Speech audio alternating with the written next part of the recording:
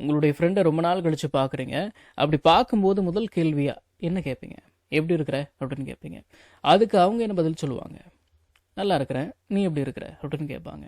அதுக்கு நீங்கள் என்ன சொல்லுவீங்க?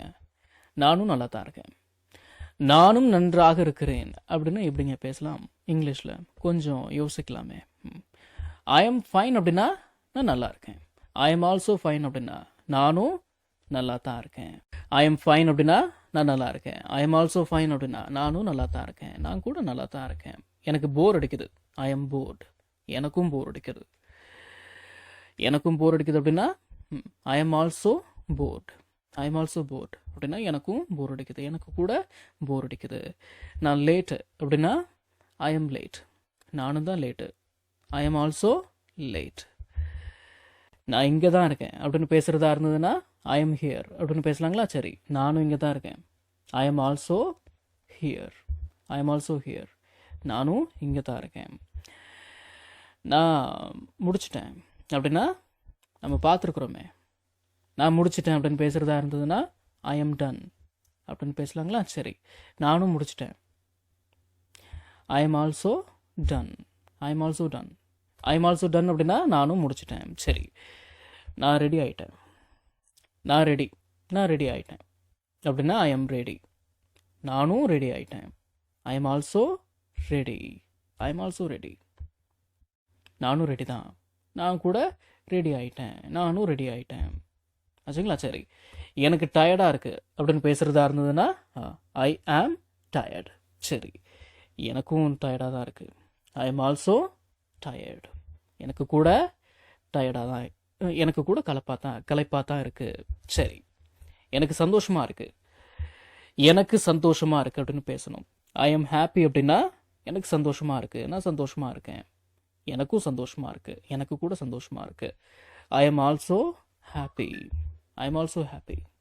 நான் வேலையாக இருக்கேன், அதாவது நான் பிஸியாக இருக்கேன் அப்படின்னு பேசுகிறதா இருந்ததுன்னா எப்படிங்க பேசலாம்? ஐ ஆம் பிஸி அப்படின்னு பேசலாம். சரி, நானும் பிஸியாக தான் இருக்கேன். நானும் பிஸியாக தான் இருக்கேன் அப்படின்னு பேசுகிறதா இருந்ததுன்னா ஐ am also busy. I am also busy. நானும் பிஸியாக தான் இருக்கேன். சரி, நான் வெயிட் பண்ணிகிட்ருக்கேன். I am waiting. நானும் வெயிட் பண்ணிட்டு தான் இருக்கேன். ஐ am also waiting. I am also waiting அப்படின்னா நானும் வெயிட் பண்ணிட்டு தான் இருக்கேன். நான் வரேன் அப்படின்னா ஐ எம் கம்மிங். நானும் வரேன் அப்படின்னா I am also coming. I am also coming. நானும் தான் வரேன், நானும் வரேன். ஆச்சுங்களா? சரி, நானும் கிளம்புறேன். அப்போ நானும் கிளம்புறேன். நான் கிளம்புறேன் அப்படின்னு பேசுகிறதா இருந்ததுன்னா ஐ ஆம் லீவிங் அப்படின்னு பேசலாம்.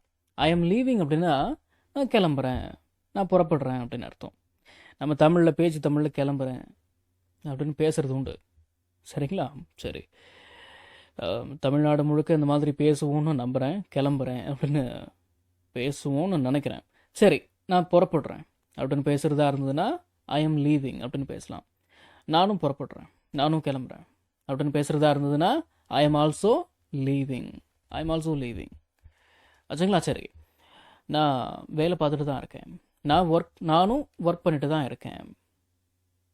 நான் வேலை பார்த்துட்ருக்கேன் அப்படின்னா, அதாவது நான் ஒர்க் பண்ணிகிட்ருக்கேன் அப்படின்னா I am working. I am working அப்படின்னா நான் ஒர்க் பண்ணிகிட்ருக்கேன். ஐ எம் ஆல்சோ ஒர்க்கிங் அப்படின்னா நானும் வேலை பார்த்துட்டு தான் இருக்கேன், நானும் ஒர்க் பண்ணிட்டு தான் இருக்கேன். சரி, நானும் கற்றுக்கிட்டு தான் இருக்கேன். ஐ ஆம் லேர்னிங் அப்படின்னா நான் கற்றுக்கிட்டு இருக்கேன். ஐ எம் ஆல்சோ லேர்னிங் அப்படின்னா நானும் கற்றுக்கிட்டு தான் இருக்கேன். சரி, நான் போகிறேன் அப்படின்னா ஐ எம் கோயிங் அப்படின்னு பேசலாம். ஐ எம் ஆல்சோ கோயிங் அப்படின்னா நானும் தான் போகிறேன், நானும் தான் போகிறேன். ஐ எம் ஆல்சோ கோயிங். ஆச்சுங்களா? சரி, நானும் சாப்பிட்டுட்டு தான் இருக்கேன். நான் சாப்பிட்டுட்டு இருக்கேன் அப்படின்னு எப்படிங்க பேசலாம்? ஐ எம் ஈட்டிங் அப்படின்னா நான் சாப்பிட்டுட்டு இருக்கேன், நானும் சாப்பிட்டுட்டு தான் இருக்கேன். ஐ am also eating. I am also eating. நானும் சாப்பிட்டு கொண்டு தான் இருக்கிறேன். சரி, நான் டிவி பார்த்துட்டு இருக்கேன் அப்படின்னு பேசணும். ஐ எம் வாட்சிங் டிவி அப்படின்னா நான் டிவி பார்த்துட்டு இருக்கேன். ஐ எம் ஆல்சோ வாட்சிங் டிவி அப்படின்னா ஐ எம் ஆல்சோ வாட்சிங் டிவி. நானும் டிவி பார்த்துட்டு தான் இருக்கேன். ஐ எம் சீயிங் டிவி அப்படின்லாம் பேசக்கூடாது, வாட்சிங் டிவி தான். சரிங்களா? மனசில் வச்சுக்கோங்க. நான் பாட்டு கேட்டுட்ருக்கேன், நானும் தான் பாட்டு கேட்டுட்ருக்கேன். நான் பாட்டு கேட்டுட்டு இருக்கேன் அப்படின்னு எப்படி பேசலாம்? ஐ எம் லிசனிங் டு மியூசிக் அப்படின்னு பேசலாம். இந்த பாட்டு அப்படின்ற வார்த்தைக்கு ஏற்ற மாதிரி இங்கிலீஷில் ஒரு வார்த்தை கூட வரலையே அப்படின்லாம் கேட்கக்கூடாது. I am listening to music அப்படின்னா நான் பாட்டு கேட்டுட்டு இருக்கேன் அப்படின்னு அர்த்தம். I am also listening to music அப்படின்னா I am also listening to music. நானும் பாட்டு கேட்டுட்டு தான் இருக்கேன். நானும் பாட்டு கேட்டுட்டு தான் இருக்கேன். சரி, எனக்கும் குளிருது.